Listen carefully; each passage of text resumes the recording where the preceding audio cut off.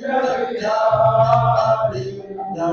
गोपी जन वल्लभा गिरिवरधारी जय गोपी जन वल्लभा गिरिवरधारी यशोदानंदन व्रज जनरंजन यशोदानंदन यशोदानंदन व्रज जनरंजन यशोदानंदन यशोदानंदन व्रज जनरंजन यशोदानंदन व्रज जनरंजन यमुना तीरा वनचारी यमुना तीरा वनचारी यमुना तीरा वनचारी यमुना तीरा वनचारी जय राधा माधव कुंज बिहारी जय राधा माधव कुंज बिहारी जय गोपी जन वल्लभा गिरिवरधारी जय गोपी जन वल्लभा गिरिवरधारी जय राधा माधव राधा माधव राधे जय राधा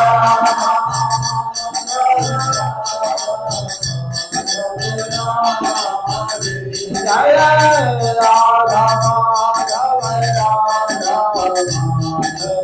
माधव राधे जय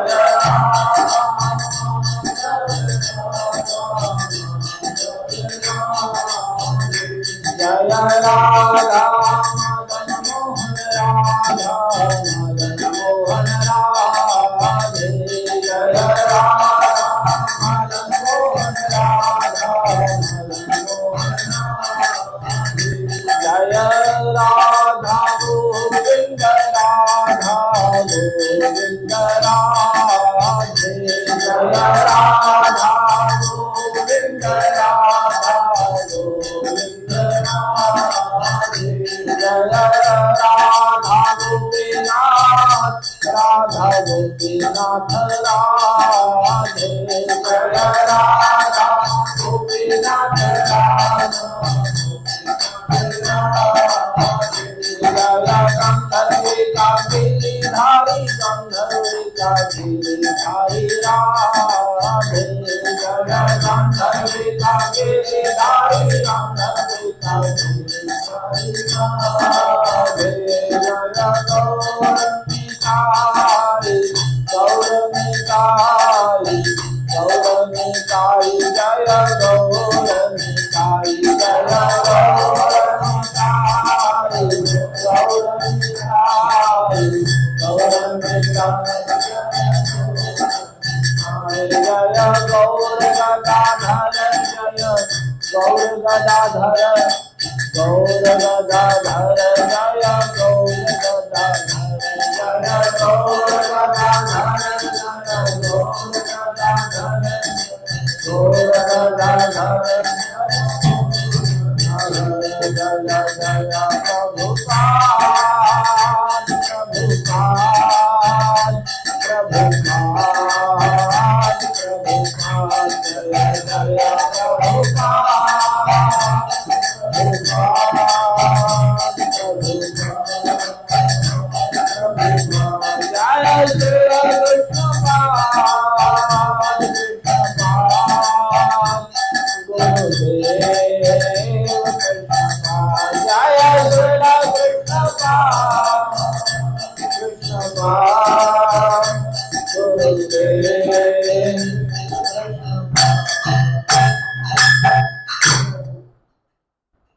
नमो ओम विष्णुपादाय कृष्णप्रेष्ठाय भूतले श्रीमते राधा गोविंद नमस्ते प्रभुपादये गौरवाणी प्रचारिणे निर्विशेष शून्यवादी ग्राम्य जन निस्तारिणे नमो विष्णुपादाय कृष्ण प्रेष्ठाय भूतले श्रीमते भक्ति वेदांत स्वामी नामिने नमस्ते सारस्वते गौरवाणी प्रचारिणे निर्विशेष शून्यवादी पाश्चात्य देश तारिणे श्री चैतन्य मनोभीष्टं स्थापितं येन भूतले स्वयं रूपा कदा मह्यं ददाति स्वपदान्तिकम् वन्देऽहं श्रीगुरो श्रीयुतपदकमलं श्रीगुरो वैष्णवांश श्रीरूपं साग्रजातं सहगण रघुनाथान्वितं तं सजीवम् साद्वैतं सावधूतं परिजनसहितं कृष्ण चैतन्यदेवं श्रीराधा कृष्ण पादान् सहगणललिता श्रीविशाखान्वितांश्च हे कृष्ण करुणा सिन्धो दीनबन्धो जगत्पते गोपेश गोपिकान्त राधाकान्त नमोस्तुते तप्त काञ्चन गौराङ्गी राधे वृन्दावनेश्वरी वृषभानुसुते देवी प्रणमामि हरिप्रिये नमो महावदान्याय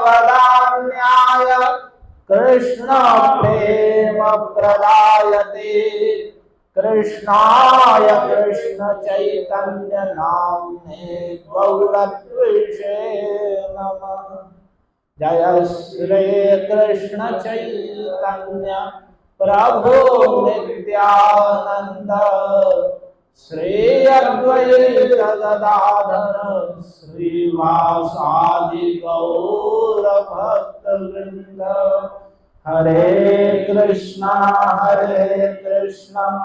कृष्णा कृष्णा हरे हरे हरे राम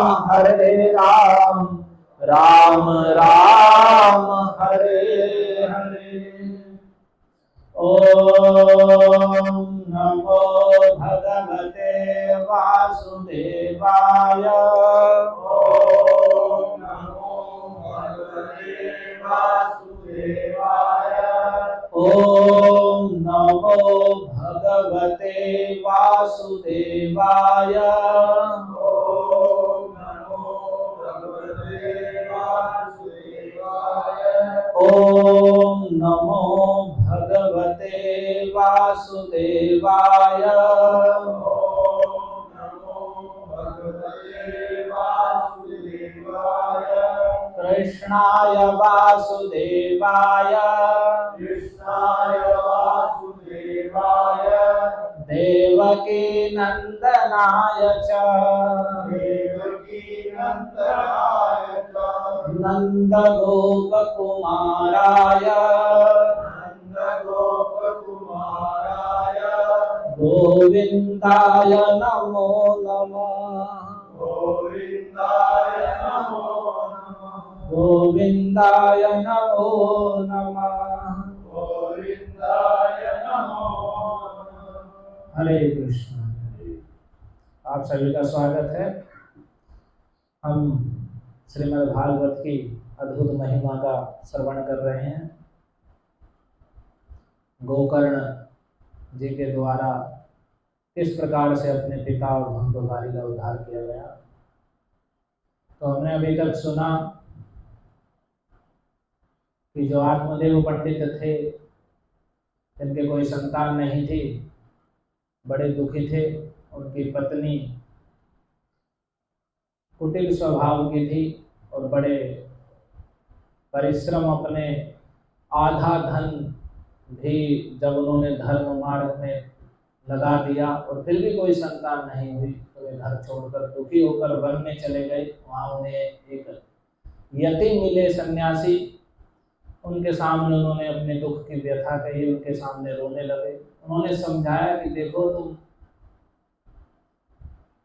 चिंता मत करो, ये पुत्र आदि के लिए या प्रजा के लिए जो तुमने चिंता रख कर रखी है, इससे कुछ लाभ नहीं होगा। रही पुत्र की बात, तो मैंने तुम्हारा भालाक्षर माला पढ़ लिया, तुम्हारे मस्तक की माला पढ़ लिया कि तुम्हारे 7 जन्मों तक कोई पुत्र नहीं है, कोई संतान नहीं है 7 जन्मों तक। तो इसलिए तुम ये जो मोह है पुत्र का, ये सब छोड़ दो। क्योंकि देखो, पहले राजा सगर और अंग को भी पुत्र की संतान के द्वारा दुख ही प्राप्त हुआ है। इसलिए तुम ये कुटुंब की आशा छोड़ दो, संन्यास में ही सर्वथा सुख है। लेकिन आत्मदेव ब्राह्मण का चित्त पुत्र प्राप्ति की आशा से अत्यधिक भरा हुआ था, तो इसलिए उन्होंने कह दिया कि नहीं, मुझे तो बलपूर्वक आप पुत्र प्रदान कीजिए, नहीं तो आपके सामने ही मैं प्राण त्याग दूंगा, यही रो रो कर प्राण त्याग दूंगा। और मुझे विवेक मत दीजिए, ज्ञान मत पढ़ाइए, ये संन्यास तो सुस्त है, इसमें क्या सुख है। घर गृहस्थी पुत्र पौत्र से भरा पूरा घर ही सुखपूर्वक है।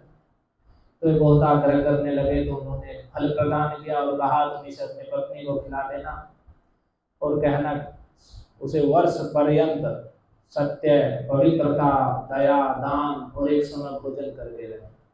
तो उन्होंने अपनी पत्नी के पास गए और उसे वह फल दे दिया और कहा कि तुम्हें ऐसे ऐसे करना है, सारी बात बताई।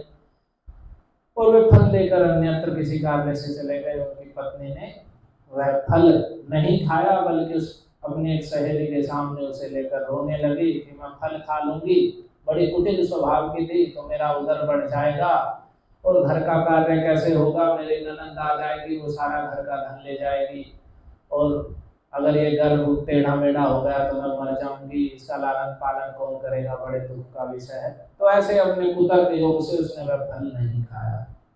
एक दिन अचानक घूमते हुए उसकी छोटी बहन वहां पर आई, अपनी बहन को सारी व्यथा सुनाई।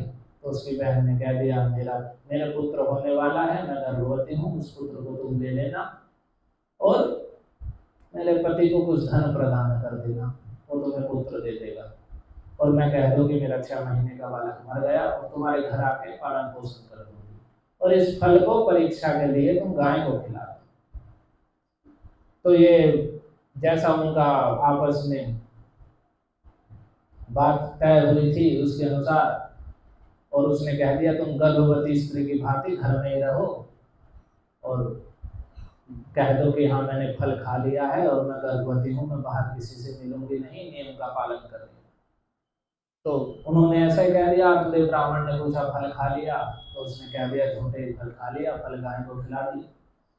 तो समय आने पर उसकी बहन के पुत्र हुआ, चुपचाप, किसी को बात का पता नहीं चला, उसके पिता ने आके वह उसके घर दे दिया। उसने अपने पति से, आत्मदेव ब्राह्मण से कह दिया कि हाँ मुझे सुखपूर्वक पुत्र हो गया है, लेकिन मेरे स्तनों में दूध नहीं है, इसके लिए तुम, मेरी एक छोटी बहन है उसका पुत्र मर गया है, तो आप उसे बुला लो, अपने घर में रख लो और वो तुम्हारे बालक का पालन पोषण कर देगी। तब उन्होंने उसकी बात को मान लिया। पहले ही बताया कि वह अपनी बात को मनवाने वाली थी, तो रख लिया उसकी बहन को, पालन पोषण हुआ। धीरे धीरे वे बालक बड़े हो गए। और उधर क्या हुआ, बड़े नहीं हुए, उधर क्या हुआ, 3 महीने बाद जैसे वो बालक, उसने कहा कि मुझे पुत्र हो गया है, और उसकी माता ने धुंधुली, उसकी पत्नी का नाम धुंधुली था, उन्होंने उसका नाम धुंधुकारी रख दिया। अपने आप ही उसकी धुंधुली नहीं कि इसका नाम धुंधुकारी होगा, जो मैं कह रही हूँ वैसा होगा। 3 महीने बाद गाय के एक बड़ा ही सुंदर पुत्र उत्पन्न हुआ। पुरुष मतलब मनुष्य शरीर का पुत्र उत्पन्न हुआ, जो कि सर्वांग सुंदर, देवताओं के समान रूप वाला, स्वर्ण की भांति चमक रहा था उसका शरीर, वो पूरा निर्मल था, गाय के जैसे उसके कान थे, तो उन्होंने आत्मदेव ब्राह्मण ने उनका गोकर्ण नाम रख दिया और सारे संस्कार किए जो एक पुत्र के पिता करते हैं। तो धीरे धीरे वे दोनों बड़े हो गए। तो गोकर्ण पंडितो ज्ञानी और धुंधुकारी महाखला। गोकर्ण तो बड़े विद्वान और ज्ञान संपन्न हुए और धुंधुकारी महाखल हुआ। उसके विषय में आपने सुना कि वह स्नान आदि पवित्रता की क्रियाओं से पूरा रहित था, अपवित्र रहता था, दुर्भक्षी था, सदा क्रोध से भरा रहता था और बुरी बुरी वस्तुओं का संग्रह करने वाला था और दूसरों सभी से चिढ़ता था, चोर था, दूसरों के घर में आग लगा देता था, दूसरों के बच्चों को उठाकर कुएं में फेंक देता था। तो बहुत हम हर समय अस्त्र शस्त्र धारण करके रहता, हिंसा करने वाला, दीनहीन जनों को पीड़ा पहुंचाने वाला था, सदा चांडालों के संग में रहता था और जाल पास हाथ में लेकर के कुत्तों की टोली लेकर घूमता रहता था शिकार आदि के। तो आत्मदेव बड़े दुखी हुए। उन्हें सन्यासी ने कहा था कि रहने दो, कुटुंब की आशा मत करो, सबको दुख प्राप्त हुआ है। चित्रकेतु भी, उनके भी कोई संतान नहीं थी, फिर भी उन्होंने पुत्र की आशा करी, अंगिरा जी के द्वारा पुत्र प्राप्त हुआ, फिर भी उन्हें दुख झेलना पड़ा था। तो वही बात हुई और उसने अपने वेश्याओं के कुसंगति में वह धुंधुकारी रहता था और उसने अपने पिताजी का जितना धन था सबका सब नष्ट कर दिया, सब चौपट कर दिया। अब एक दिन वह घर आया और घर आकर के उसने दोनों माता पिता की खूब पिटाई करी, उनसे धन मांगा, धन तो था ही नहीं, नष्ट हो गया, और जितने घर के बर्तन थे उन्हें भी उठा कर ले गया। अब बड़े दुखी हुए आत्मदेव ब्राह्मण और रोने लगे, जोर जोर से रोने लगे, कहने लगे कि अच्छा था बांझ थी ये, वास्तव में कुपुत्र तो और बड़ा दुख देने वाला। तो बांझ रहना अच्छा है, लेकिन अगर कुपुत्र हो जाए तो बहुत ज्यादा दुखकारी है। इसलिए मैं कहाँ जाऊं, कहाँ रहूं, कौन मेरे दुख को दूर करेगा, मैं तो इतना कष्ट हो रहा है, इससे अच्छा मैं प्राण त्याग दूं। फिर उनके मन में प्राण त्यागने की इच्छा आई। तो लेकिन गोकर्ण जी उन घर की वैसी स्थिति देखकर पहले ही घर से निकलकर अलग रहते थे साधुओं के संग। तो उसी समय गोकर्ण जी वहां पर आए जो दिव्य ज्ञान से युक्त थे। तो उन्होंने अपने पिताजी को बोध कराया और उन्हें वैराग्य का दर्शन कराया और उन्होंने कहा, हमने कल यहाँ तक सुना था कि असारः खलु संसारो दुख रूपी विमोहकः सुतः कस्य धनम कस्य स्नेहवान ज्वलते निशम। कि हे पिताजी, ये संसार असार है, कुछ भी सार नहीं है, कुछ हाथ नहीं लगता यहाँ बाद में। ये दुख रूपी है, दुख का ही रूप है, केवल दुख भरा हुआ है, और विमोह का, केवल सुख का विमोह में डाल देने वाला है। घर में, संपत्ति में, स्त्री घर परिवार में विमोहित करके और सुख का भ्रम डाल के, और ये केवल दुख रूपी है, इसमें दुख ही दुख भरा पड़ा है, केवल सुख का भ्रम उत्पन्न कराने वाला है, विमोहित करने वाला है। सुतः कस्य धनम कस्य, किसका कौन पुत्र है, धन किसका है, किसी का नहीं है। धन संपत्ति के साथ, घर के स्त्री पुत्र परिवारजनों के साथ कोई नित्य सदा का संबंध नहीं है। तो स्नेहवान ज्वलते निशम, जो उनसे स्नेह आसक्ति बना लेता है अपने पुत्र में, घर में, परिवार में, संपत्ति में, बस उसकी चिंता में अनिशम ज्वलते, वो दिन रात बस जलता रहता है, उसकी सुरक्षा के कहीं वो नष्ट ना हो जाए, बस इसी चिंता में वह उस आसक्ति के कारण जलता रहता है। वास्तव में ना कोई पुत्र है किसी का, ना धन किसी का है। तो जो तुम धन के लिए कि हाय मेरा धन भी नष्ट हो गया, मेरा पुत्र कैसा है, ये जो आप पिताजी इस प्रकार से दुखी हो रहे हो, तो वास्तव में कोई किसी का पुत्र नहीं है, ना धन किसी का है। आसक्ति के कारण दिन रात व्यक्ति जलता है। तो जो आपकी आसक्ति है जो आपको ऐसे जला रही है, आप जिसके कारण दुखी हो रहे हैं कि हाय मेरा धन चला गया, मेरा पुत्र ऐसा हो गया, ये आसक्ति ही उसका मूल कारण है जो आप इतना दुख झेल रहे हैं। और रही बात, आप सोच रहे हैं कि घर में सुख है, तो ये धन संपत्ति, संसारिक वस्तुओं की प्राप्ति, इन सब से कोई सुख नहीं मिलने वाला है। क्यों? क्योंकि न चेन्द्रस्य सुखम किंचित, अरे इंद्र को भी कुछ सुख नहीं है, इंद्र के पास तो इतना भोग ऐश्वर्य है, उसे भी कुछ सुख नहीं है, उसे भी सदा चिंता बनी रहती है कहीं मेरे पद को। आपने कितनी कथाओं में सुना होगा कि कोई ऋषि तपस्या करने लगे तो इंद्र ने अप्सराओं को भेज दिया उन्हें पतन कराने के लिए, या कभी असुरों ने आक्रमण कर दिया, तो इंद्र को भी सदा चिंता बनी रहती है अपने पद की। तो इंद्र को भी कुछ सुख नहीं है, न सुखम चक्रवर्ती न, अरे चक्रवर्ती सम्राट को भी सुख नहीं है, उसे भी अपने राज्य जाने का भय सदा लगा रहता है, अपने मंत्री कोई धोखा ना कर दे, कोई दूसरा कर्मचारियों को कोई धोखा ना कर दे, जिन पर विश्वसनीय लोग भी धोखा करके कुछ ऐसा ना कर दे। आप भागवत में सुनेंगे जब कलयुग में राजवंश का वर्णन कर रहे हैं कि कलयुग में कैसे कैसे राजा होंगे, कहाँ तक ये वंश जाएगा, जब सुखदेव जी बता रहे हैं तो उसमें कितनी जगह बता रहे हैं कि उसका सेवक था, उसके सेवक ने उसे राजा को मार दिया, स्वयं राजा बन बैठा, ऐसे कितने कितने वर्णन किए हैं। तो यहाँ गोकर्ण जी अपने पिताजी को समझा रहे हैं, कितनी श्रेष्ठ बात है। अगर पुत्र ज्ञान संपन्न है तो पिता को भी ये इतना लाभ हो रहा है कि ऐसे समय में जिस समय वे आत्महत्या के लिए सोच रहे हैं आत्मदेव ब्राह्मण, तो उनके वे श्रेष्ठ पुत्र उनकी रक्षा कर रहे हैं, उन्हें वास्तविक कल्याण के मार्ग को दिखा रहे हैं और गुरु का कार्य कर रहे हैं। और वास्तव में आध्यात्मिक ज्ञान में या भगवान की ओर प्रगति में इसमें ये मायने नहीं रखता कि व्यक्ति कौन किस आयु में है, छोटा है, बड़ा है, क्या है। जो भक्ति में आध्यात्मिक स्तर पे जो उन्नत है वह श्रेष्ठ है, और वो निम्न स्तर वाले के लिए गुरु स्वरूप है। उसमें ये नहीं है कि वह कौन है, छोटा है, बड़ा है, क्या है, केवल वह आध्यात्मिक स्तर में यदि उन्नत है, भगवान की भक्ति में उन्नत है, तो वह अन्य निम्न स्तर वालों का गुरु है। तो यहाँ जबकि उनके पुत्र हैं, पिता पुत्र को ज्ञान देते हैं, लेकिन यहाँ गोकर्ण जी अपने पिता को वैराग्य दिखा रहे हैं कि पिताजी इंद्र को कुछ सुख नहीं है, चक्रवर्ती सम्राट को भी कुछ सुख नहीं है। सुखम अस्ति विरक्तस्य मुनेर एकांत जीविना, ये तुम घर में सुख खोज रहे हो, कभी सुख नहीं मिलेगा। जो विरक्त है, कहीं आसक्ति नहीं है जिसकी, जो मुनि है, मौन है, केवल संसारिक विषय वार्तालाप कुछ नहीं करता, भगवान के विषय में चल। कुछ लोग मौन का समझते हैं, बस मौन रहो, हम मौन रहेंगे, कुछ भी नहीं बोलेंगे, भगवान का नाम भी उच्चारण नहीं करेंगे, ऐसे भी लोग हैं। लेकिन वो मौन व्यर्थ है। मौन का अर्थ होता है कि हम वाणी को नियंत्रित करेंगे और उसे संसारिक विषय वार्ता नहीं करेंगे, केवल कृष्ण संबंधी, भगवान के भक्ति संबंधी वार्तालाप करेंगे, वह वास्तविक मौन का तात्पर्य है।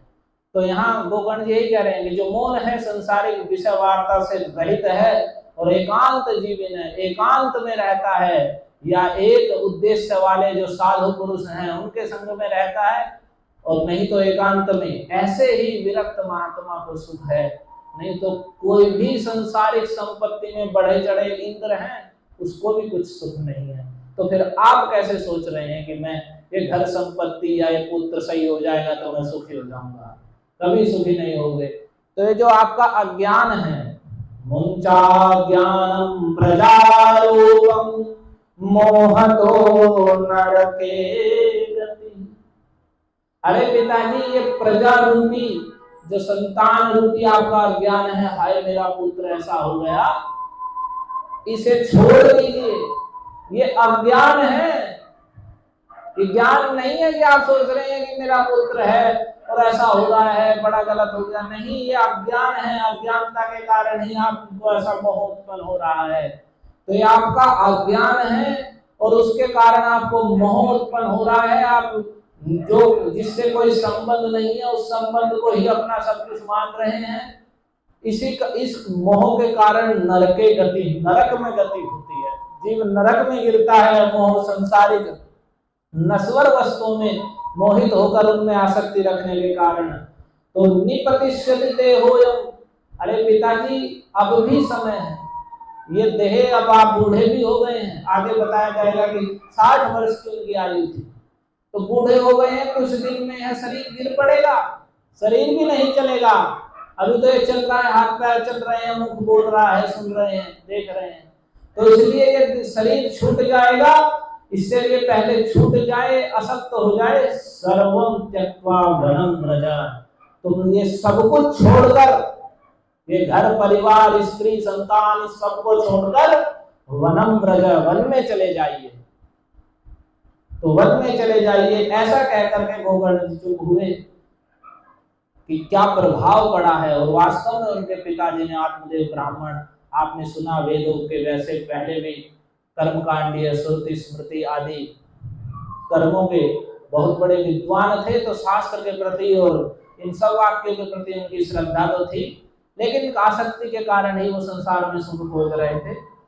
लेकिन जब उन्होंने गोकर्ण जी के उस बात को सुना, कहने तद वाक्य समाकरणे, गोकर्ण जी की उसके बात को उन्होंने सम्यक पूर्वक बड़े ध्यान देकर सुना, और गंतु काम, और उनके मन में अब जाने की, वन जाने की, गृह त्याग कर वन जाने की इच्छा हो गई। गोकर्ण जी की इस बात को सुनकर कि निश्चित रूप से अब ये शरीर गिर जाएगा, और ये सही कह रहा है कि मैं इस मोह के कारण नरक में भी गिरूंगा, तो यहाँ कोई सुख नहीं है, केवल एकांत में जो मुनि भगवान का भजन करने वाले हैं वही वास्तविक सुखी हैं। तो गोकर्ण जी की बात को उन्होंने बड़े ध्यान से सुना, और उनके मन में घर छोड़कर जाने की इच्छा हो गई। और फिर पिता ब्रवीत, फिर वे बोले, आधे अधूरे नहीं। कुछ कभी कभी क्या होता है, कुछ लोग मन में क्षणिक कुछ वैराग्य या कुछ थोड़ी कथा सुनी या कहीं साधु संग हो गया, एकदम हो जाता कि नहीं मैं सब कुछ छोड़कर भजन करूं। लेकिन उसे छोड़कर, इसे छोड़ने से पहले उसे ये भी जानना कर्तव्य है कि भजन क्या करूं, वो भजन की विधि क्या है, वह सब जानना भी जरूरी है। इसलिए बहुत से लोग होते हैं, कुछ मोबाइल पे या टीवी पे या कहीं थोड़ा साधु संग हो गया, कुछ सुना, या घर में जीवन में कोई ऐसी घटना हो गई, बस वैराग्य सा आ गया, छोड़ के वृंदावन भाग गए, और उन्हें पता नहीं है करना क्या है, भजन क्या है। और वहां फिर जैसे तैसे गुरुओं के ढोंगी पाखंडी ठगों के चक्कर में पड़ के वे दोनों ओर से चौपट हो जाते हैं। वहां भी घर से हो गए कि वैरागी हो गए हैं, वैराग्य का वेश भी धारण हो जाता है, लेकिन वहां ऐसे धूर्त लोगों का संग हो जाता है कि वो भजन की विधि तो पता नहीं चलती, मन बहलाने को लोग भजन समझ लेते हैं कि मन में जैसे आ गया वैसे ही भजन कर लिया, और कितने ही दोष उनमें फिर प्रकट हो जाते हैं जो कि बिल्कुल विपरीत है। तो इसीलिए यहाँ उनके पिताजी रुके और उन्होंने पूछा, उनके पहले गोकर्ण जी ने कहा, और गोकर्ण जी ने आगे की बात नहीं बताई। पहले देखा कि ये इतना स्वीकार करते हैं कि नहीं, तो उन्होंने स्वीकार किया, उनके मन में जाने की इच्छा हुई। तब उन्होंने कहा कि किम कर्तव्यम वने तात तत्वम वद सुविस्तरम, हे पुत्र ये बताओ वन में मुझे क्या करना चाहिए।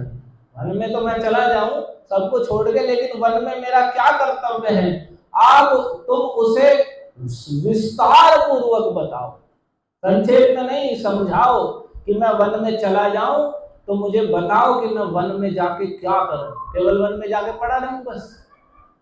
तो वास्तव में हमने गृह त्याग किया या घर, तो हम करना क्या है, गृह त्याग करने का अर्थ क्या है, तो उसे यहाँ गोकर्ण जी बता रहे हैं। और तो पूरा अब आगे कह रहे हैं कि तुम उसे विस्तार से बताओ कि मैं वन में जाकर मेरा क्या कर्तव्य है, मुझे क्या करना चाहिए।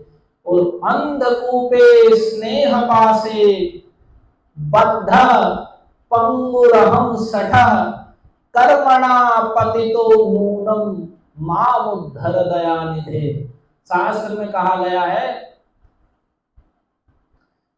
कि जो अपने कल्याण की इच्छा रखता है और उस भव समुद्र से छूटना चाहता है, तो उसे तत्वविद, जो भगवत तत्व ज्ञान में संपन्न हो, कृष्ण तत्वविद हो और भगवत अनुभूति से संपन्न हो, ऐसे आचार्य के पास जाकर प्रार्थना करनी चाहिए।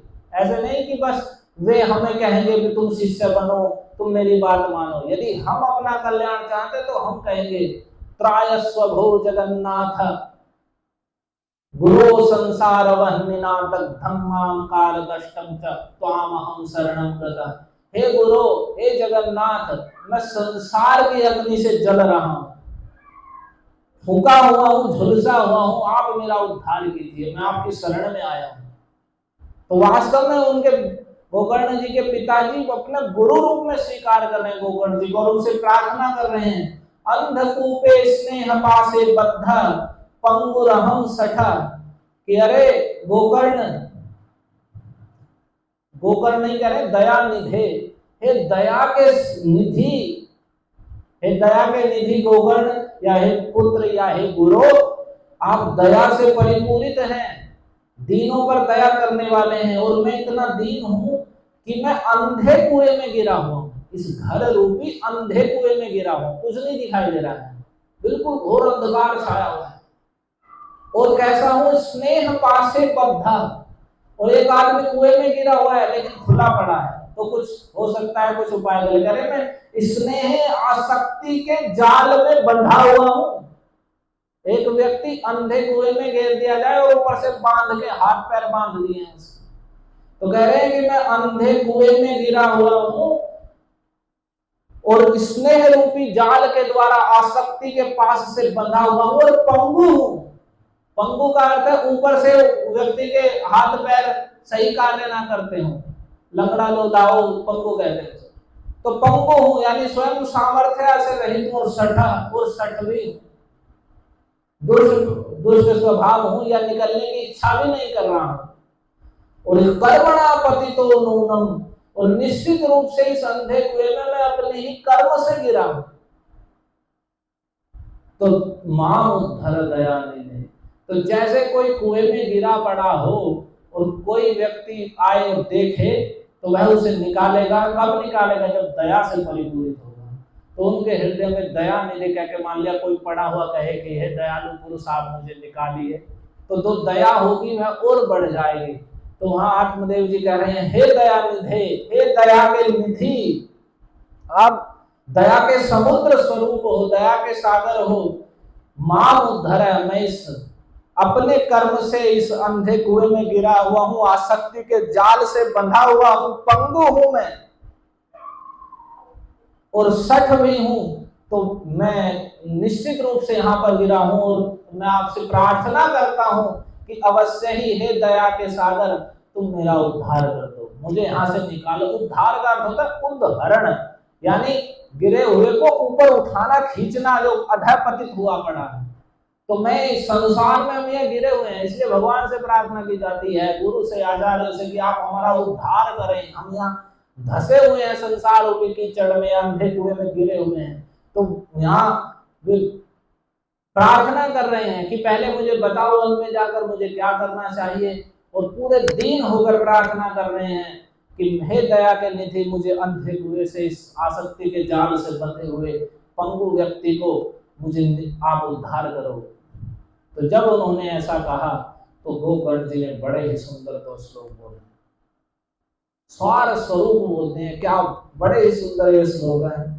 गोकर्ण उवाच देहे स्थिमांस रुधिरे भिमतिं त्यजत्वं जाया सुतादिषु सदा ममतां विमुञ्च पश्यानिशं जगदिदं क्षणभङ्गनिष्ठं वैराग्यरागरसिको भवभक्तिनिष्ठः। गोकर्ण जी कहते हैं कि हे पिताजी, ये जो देह है ये क्या है? इसमें अभिमति हुई है, सभी जीवों की इस देह में अभिमति है। अभिमति का मतलब कि मैं ये देह हूं, मैं क्या हूं? तो ये जो शरीर है ये मैं हूं। तो इसे कह रहे हैं वास्तव में है क्या? तो अस्थि, मांस और रुधिर, इस देह में अस्थि है, हड्डियां हैं और मांस है और नसों से बंधा हुआ है वो मांस, और उसमें रक्त बह रहा है, ये शरीर है। तो ये मैं नहीं हूं। आप ये देह जो अस्थि यानी हड्डी, मांस और रक्त की बनी हुई जो ये देह है, हे पिताजी, आपकी जो इसमें अभिमति है कि मैं ये आत्मदेव नामक ब्राह्मण हूं, ये मेरी संपत्ति है, मेरी पत्नी, ये घर, इस अभिमति को आप पहले त्याग दीजिए। आप ये देह नहीं है, आप इस देह से परे जीवात्मा है, आप देही हैं, इस देह को धारण करने वाले हैं। तो इस देह में हड्डी, मांस और रक्त की बनी हुई इस देह में जो मैं की बुद्धि है, आप इसे त्याग दीजिए। और फिर जाया सुता दिशु सदा ममताम विमुंच, जाया अपनी पत्नी, सुत पुत्र में, और आदिशु और जो ये धन संपत्ति और जो ये जमीन जायदाद और पशु आदि जो भी कुछ है, इसमें जो आपकी ममता है, पहले तो इस देह में जो अहम बुद्धि है उसे त्यागिए। फिर अहम के कारण, इस देह से संपर्क होने के कारण, ये मेरी पत्नी है, ये मेरा पुत्र है, ये मेरा घर है, ये मेरे पशु हैं, ये मेरी संपत्ति है, ये मेरी जमीन जायदाद है, इस ममता को सदा विमुंच, सदा के लिए छोड़ दीजिए। पूर्ण रूप से, विमुंच मतलब पूरा पूरा पूरा इस आसक्ति को, इस शरीर में मैं की बुद्धि को और स्त्री पुत्र आदि में जो मेरे की बुद्धि है, इसे पूर्ण रूप से सदा के लिए त्याग दीजिए। और पश्यानिशम जगदिदम क्षणभंग निष्ठम, हे पिताजी देखिए, ये जो जगत है ये क्षणभंग निष्ठम, ये क्षण भर में ही भंग हो जाने वाला है। यानी अभी ऐसे समझिए कि अभी अभी हम जीवित हैं, बहुत अच्छा कर रहे हैं, और देखते हैं लोग अचानक कोई रोग हुआ, कहीं किसी का एक्सीडेंट हो गया, तुम जैसे खत्म, सारा जो जगत का जो था, ये करूंगा वो करूंगा ये करूंगा, जो सब योजनाएं थी सब नष्ट, तो क्षण भर में सारा। तो ये कह रहे हैं पिताजी, अनिशम आप निरंतर अपनी अहंता, इस शरीर में मैं की बुद्धि और स्त्री पुत्र आदि में मेरे की बुद्धि को पूर्ण रूप से त्याग दीजिए, और इस जगत को देखिए पिताजी, निरंतर इस जगत को क्षण भंगुर रूप में देखिए कि जगत कोई भी चिरस्थायी नहीं है। हर वस्तु, हर व्यक्ति, हर संसार की प्रत्येक वस्तु यहाँ क्षण भंगुर है, क्षण भर में ही नष्ट हो जाने वाली है, कोई उसका चिरस्थायी तो नहीं है। आज हमें दिखाई दे रहा आज है और कल नहीं है। तो इसलिए देख, पूरे जगत को देखिए, क्षण भंगुर है, कोई सदा सदा यहाँ रहने नहीं आया है, सदा सदा का कोई संबंध नहीं है, कोई संपत्ति सदा सदा के लिए किसी की नहीं है, आज किसी की है, कल किसी की थी, समय आने पर कभी किसी की हो जाएगी। तो इसलिए सब क्षण भंगुर है यहाँ। और वैराग्य राग रसिको, आप वैराग्य रूपी राग के रसिक होंगे। जो आसक्ति के आप रसिक हैं, आसक्ति में रस ढूंढ रहे हैं, तो वैराग्य रूपी राग में वैराग्य के प्रति आसक्त हो गए, उसमें उसके रसिक होइए, वैराग्य में रस लीजिए। और क्या, तो क्या केवल सूखे वैरागी हो जाएं कि नहीं भाई सब कुछ दुख देने वाला है? ऐसे लोग बहुत होते हैं कि हम वैरागी हैं जी, बस संसार तो दुखी है। तो वैरागी होकर कर क्या लिया? तो कह रहे हैं ये जड़ जो संसार, जो नश्वर संसार है, जो पहले से ही अपना नहीं है, उसमें जो आसक्ति हो गई है, इसे छोड़िए, इसके प्रति वैराग्य करिए। और जो अपना नित्य धर्म है, जो देह में आसक्ति के कारण संसार में जो भोग की बुद्धि और आसक्ति हो गई है, उसे देह की आसक्ति को छोड़कर अपने स्वरूप ज्ञान को प्राप्त करके कि मैं जीवात्मा हूँ, जीवात्मा भगवान का विभिन्न अंश और कृष्ण का नित्य दास है, ऐसा जान करके अपने नित्य धर्म भव भक्ति निष्ठा, भगवान की भक्ति में निष्ठ हो जाइए। निष्ठ का मतलब है पूर्ण रूप से दृढ़ता पूर्वक भक्ति में लग जाइए। क्योंकि जब तक भौतिक आसक्ति हमने पाल रखी है, हम दृढ़ता पूर्वक भजन नहीं करेंगे, ऊपर ऊपर से करते रहेंगे, माला करते रहेंगे। क्यों? भौतिक आसक्ति है, उसे भी प्राप्त करना है, उसे भी भोगना है। तो इसलिए पहले उन्होंने कहा कि पहले इन सबको छोड़िए और भक्ति में स्थिर हो जाइए, दृढ़ निष्ठ हो जाइए। और भक्ति में निष्ठ कैसे होइए, ये और आगे बता रहे हैं, भक्ति कैसे करनी है उसे बता रहे हैं। धर्मं भजस्व सततं त्यज लोक धर्मान् सेवस्व साधु पुरुषान् जहि काम तृष्णाम् अन्यस्य दोष गुण चिंतनमासु मुक्त्वा सेवा कथा रसमहो नितराम पिबत्वम्। हे पिताजी, आप अब क्या, फिर उसके बाद क्या करिए, धर्मं भजस्व सततम त्यज लोक धर्मान।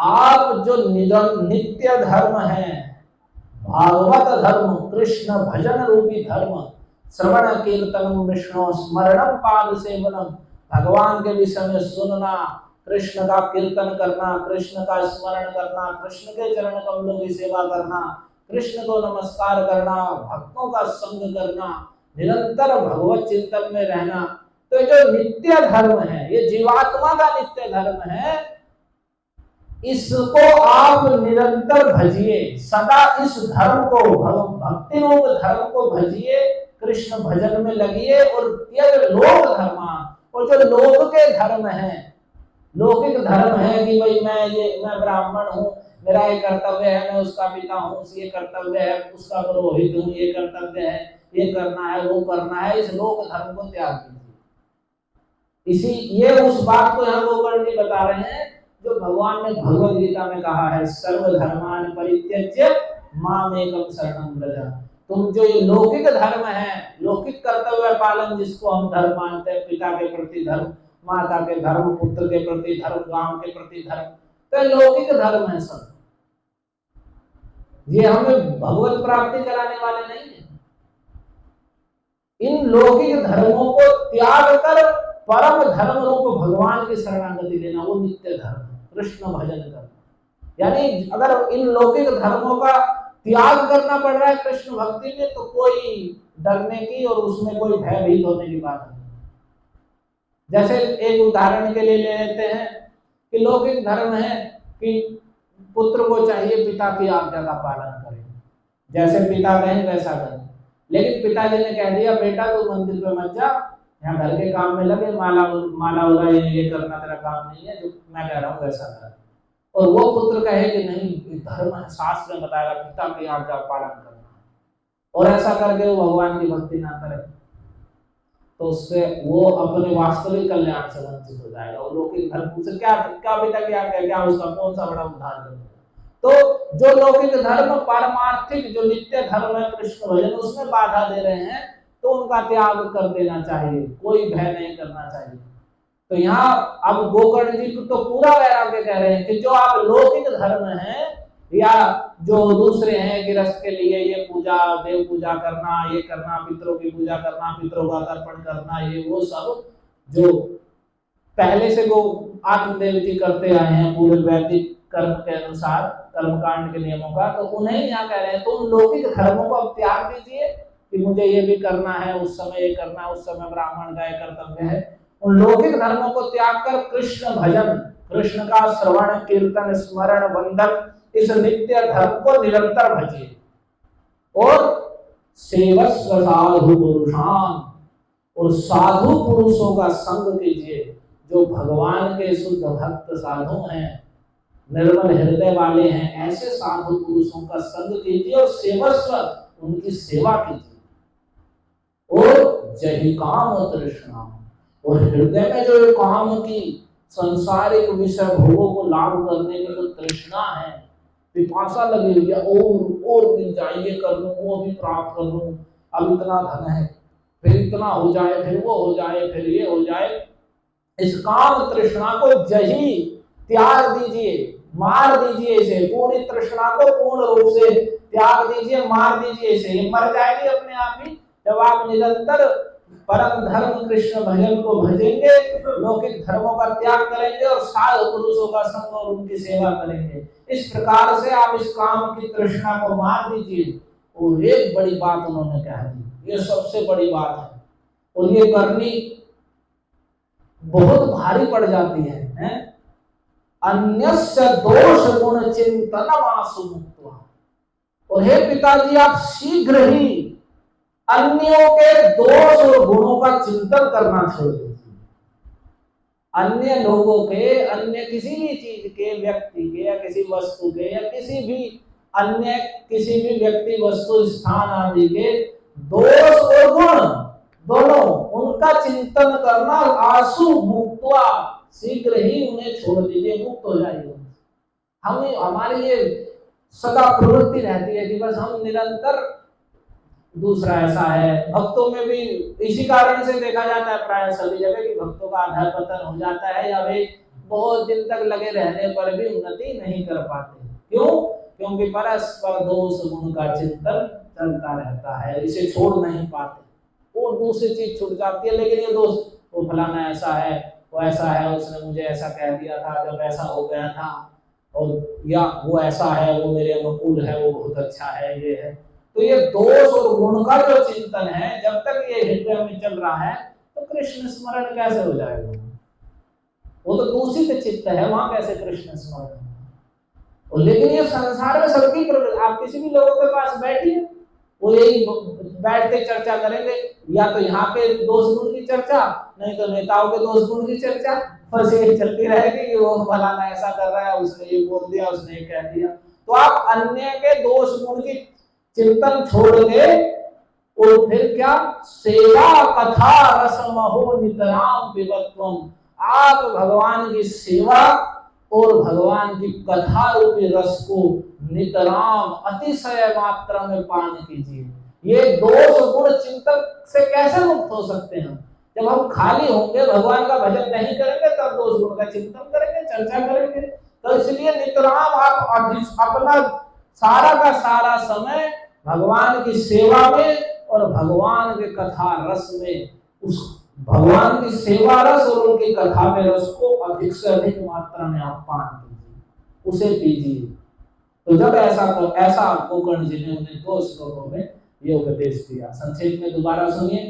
गोकर्ण जी ने कहा, हे पिताजी, यह देह जो जिसमें मैं की बुद्धि है, अस्थि मांस और रुधिर मात्र है। इसमें हड्डी है, मांस है और रक्त है। कुछ इसमें आसक्ति करके मैं सुंदर लग रहा हूँ, मैं मोटा हूँ, पतला हूँ, मैं ये हूँ, वो हूँ, उस जाति का हूँ, उसका हूँ, ये मेरा, वो है, ये मेरा है, नए अहंकार पाल रखे हैं। तो इस हाड़ मांस के शरीर में जो मैं की बुद्धि है, इसे छोड़िए, और ये जो स्त्री पुत्र और संपत्ति आदि में जो ममता है, इसे सदा के लिए त्याग दीजिए। और इस जगत को निरंतर अनिशम दिन रात क्षण भंगुर देखिए। ये नष्ट होने वाला है, सदा चिरस्थायी नहीं है, क्षण भंगुर है। और वैराग्य रूपी राग के रसिक हो जाइए और भगवान की भक्ति में निष्ठ हो जाइए।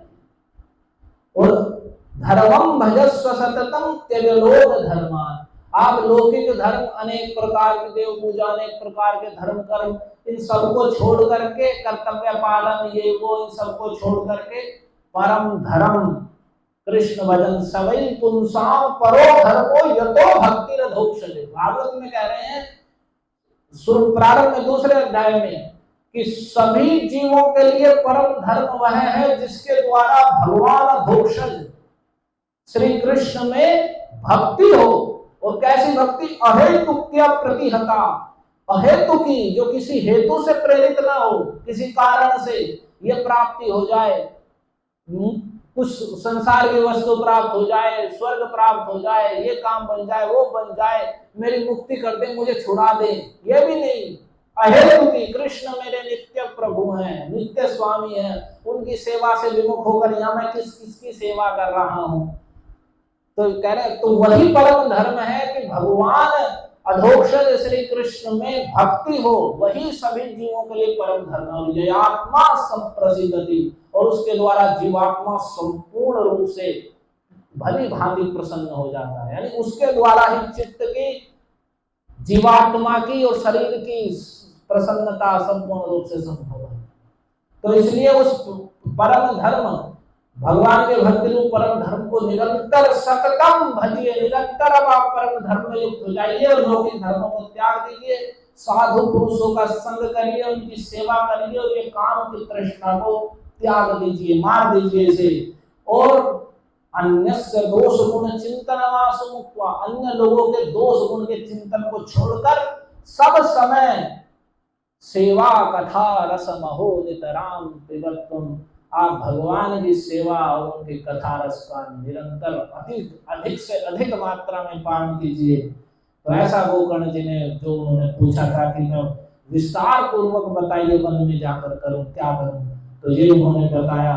तो एवं सुतोक्ति वसतोपि गृहं विहाय जातो वनं स्थिरमतिर्गत षष्ठिवर्षः युक्तो हरेरनुदिनं परिचर्ययासौ श्रीकृष्णमापनियतं